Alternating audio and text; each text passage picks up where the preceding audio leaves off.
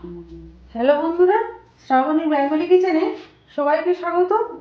আজ আমি আপনাদের সঙ্গে একটা নতুন রেসিপি শেয়ার করছি, বেতো শাকের চচ্চড়ি। তো এটা এক ধরনের নতুন রেসিপি। এই শাকটা আপনারা অনেকেই জানেন, অনেকেই জানেন না। তো এই শাকের আমি চচ্চড়ি একদম কম উপকরণ দিয়ে চচ্চড়ি বানিয়ে দেখাবো। তো কী কী উপকরণ লাগছে চলুন আমরা জেনে নিই। আগে কী কী লাগছে আমি বলে নিচ্ছি, পরে আমি শাকটা দেখাচ্ছি। একটা পেঁয়াজকে আমি মিহি করে কেটে নিয়েছি, আর তেজপাতা নিয়েছি, 5 ফোড়ন নিয়েছি, জিরে আর আদা বাটা নিয়েছি,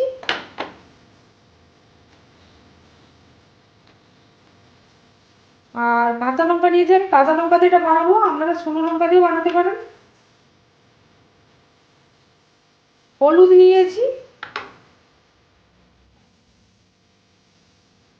আর লবণ নিয়েছি, সর্ষে তেল নিয়েছি, আর লবণ হলুদ হলুদ দিয়ে আমি চুনো মাছ ভেজে নিয়েছি। আপনারা মাছের তেল পোড়া দিয়েও করতে পারেন, তেল দিয়েও করতে পারেন, চুনো মাছ বা চিংড়ি মাছ দিয়ে করতে পারেন। আমি চুনো মাছ দিয়ে এটা করবো। আর সবজির মধ্যে কী কী লাগছে আমি বলে নিচ্ছি। বেগুন নিয়েছি, বেগুনকে একটু ছোটো সাইজ করে কেটেছি। আর আলু নিয়েছি, আলুকে একদম সরু সরু করে কেটে নিয়েছি, দুটো আমি আলু কেটেছি।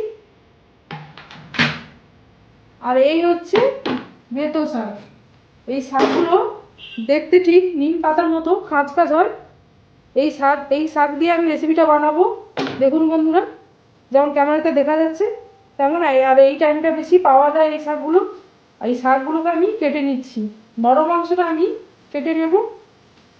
আমি পাতাগুলো শুধু নিয়ে নেব, আর নরম ডগাটা কেটে নেব। আর শক্ত অংশগুলো আমি বাদ দিয়ে নেব।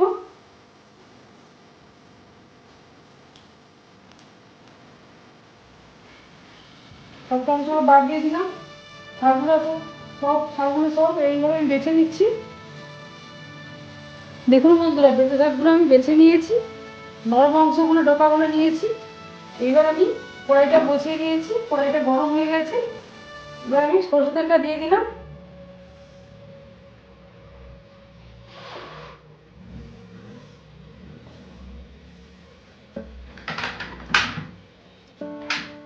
দিয়ে আমি 5 ফোড়নটা দিয়ে দিলাম।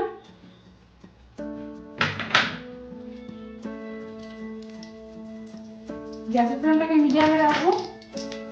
তেজপাতাটা দিয়ে দিলাম, পেঁয়াজ কুচিটা দিয়ে দিলাম। দিয়ে আমি 2 থেকে 3 মিনিট এটাকে লাল করে ভাজবো। এইবার আলুটা দিয়ে দিলাম,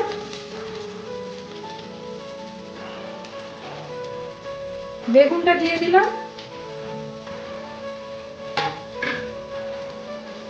আর শাকটা দিয়ে দিলাম।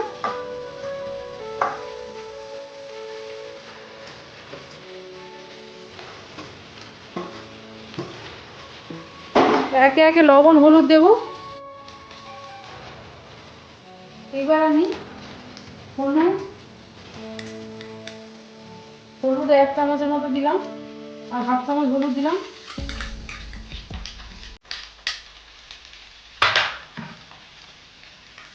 লবণ 1 চামচের মতো দিলাম, আর একটু অল্প পরিমাণ দিলাম। কাঁচা লঙ্কা জেরে দিলাম, আমি কাঁচা লঙ্কা দিয়ে তরকারিটা বানাবো। এবার আমি নেড়ে নেব।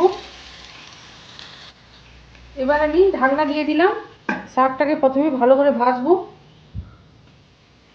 10 থেকে 12 মিনিট বাদে আমি ঢাকনা খুললাম। দেখুন বন্ধুরা, বেঁচে শাকের থেকে যে জলটা বেরিয়েছিল, বেগুন আলু থেকে জলটা যে বেরিয়েছিল, একদম শুকনো শুকনো হয়ে গেছে, আর ভালো মতো ভাজাও হয়ে গেছে। এইবার আমি জিরে আর আদা বাটাটা দিয়ে দিলাম। একদম কম উপকরণ দিয়ে আমি এই রেসিপিটা বানাচ্ছি। আপনারা বানাবেন, দেখুন আমাদের খুব ভালো লাগবে। আর এটা 2-3 মিনিটের মতো মশলাটা আমি কষে নেব। জিরে আদা বাটাটা আমি কষে নিয়েছি। এইবার মশলা ধোয়ানো জলটা আমি দিয়ে দিলাম, 1 বাটির মতো দিলাম।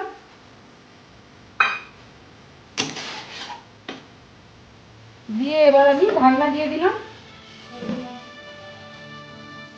ঢাকনাটা খুললাম, 12-15 মিনিট বাদে ঢাকনাটা খুললাম।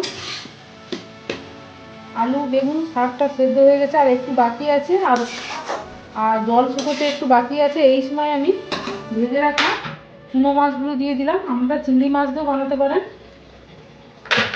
এইবার আমি ভালো করে মিক্স করে নেব, দিয়ে আবার ঢাকনা দিয়ে দিলাম, আবার আমি 5 মিনিট বাদে ঢাকনা খুললাম।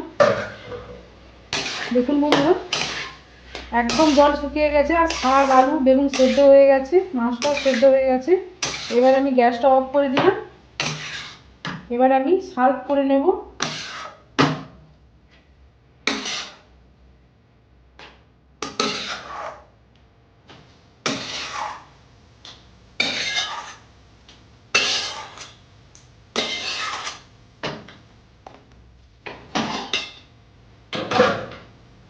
দেখুন বন্ধুরা, চুনো মাছ দিয়ে বেঁচে শাকের চচ্চড়ি রেডি হয়ে গেছে। আর এটি খেতে এত অসাধারণ, আমি যেভাবে বানালাম একদম কম উপকরণ দিয়ে, আপনারা এইভাবে বানাবেন, আপনাদের ভালো লাগবে। আর যদি ভিডিওটা ভালো লেগে থাকে তাহলে আপনারা লাইক করুন, শেয়ার করুন, কমেন্ট করুন। নতুন নতুন রেসিপি পাওয়ার জন্য সাবস্ক্রাইব করুন। Thanks for watching.